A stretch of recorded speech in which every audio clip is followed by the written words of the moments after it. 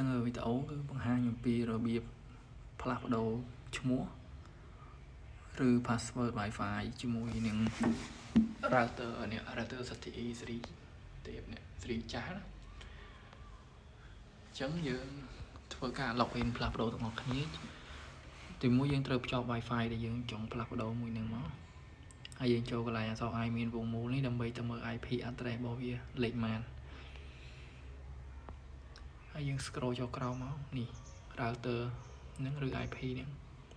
192.168.1.1 ហើយយើង copy វាមកហើយយើងត្រូវមាននៅកម្មវិធីនេះ Opera នេះក៏បាន Chrome នេះក៏បាន Firefox ក៏បាន Safari ក៏បានដែរតាមទូរស័ព្ទរបស់យើងបើអត់មានយើង download មកអញ្ចឹងខ្ញុំធ្វើការតាមនេះតាម Opera អញ្ចឹងយើងយក tab ថ្មីអញ្ចឹងយើងត្រូវចុចកន្លែងនេះកន្លែង search or enter an address អញ្ចឹងយើងផាសមកលេខ IP ហ្នឹងដែលយើង copy មុនហ្នឹងហើយចុចពាក្យ go អូខេកន្លែង username នេះគឺ admin admin សតូច admin password ដូចគ្នា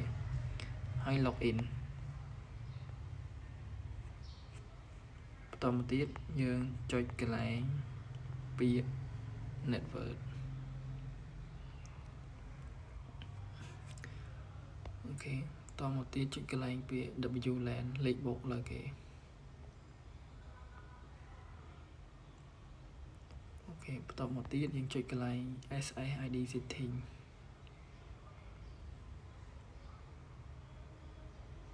អូខេកន្លែងនេះកន្លែងឈ្មោះ Wi-Fi របស់យើង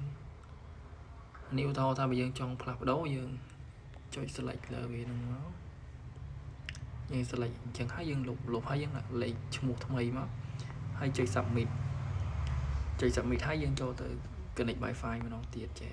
connect ចូល setting មកយើងបើកមកវាមានឈ្មោះថ្មីឯងអញ្ចឹងយើងបំពេញលេខកូដចាស់យើងទៅហើយយើង connect join អញ្ចឹងទៅប្រើបានធម្មតាវិញឯងហើយត្រឡប់មកវិញបើសិនជាយើងចង់ផ្លាស់ប្ដូរ password យើងចុចកន្លែងពាក្យ security នៅខាងក្រោម SSID setting ហ្នឹង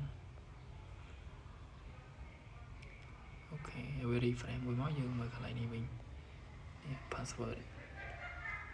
កន្លែងហ្នឹងបើយើងចង់ដូរយើងចុចពីលើវាមកយើងលុបហើយយើងដាក់លេខកូដថ្មីចាប់ពី8ខ្ទង់ទៅដល់63ខ្ទង់ហើយយើងចុចពាក្យ submit ខាងក្រោមនេះដូចគ្នាមកដល់ពេលយើងចុចទៅយើងចាំមួយផ្លេតហើយយើងកុំធ្វើអីវាទាំងអស់ឲ្យវាបាត់សញ្ញា Wi-Fi នៅលើនេះទៅហើយចាំយើងទៅ setting យើងទៅភ្ជាប់ម្ដងទៀតដើម្បីភ្ជាប់បានដល់ពេលដែលយើងដូរ password គឺយើងចុចកន្លែងអក្សរ I មានវងមូលនេះដើម្បី forgot វានេះ forgot this network នេះហើយយើងចុចពាក្យ forgot នេះមកហើយយើងពេញ password ថ្មីទៅ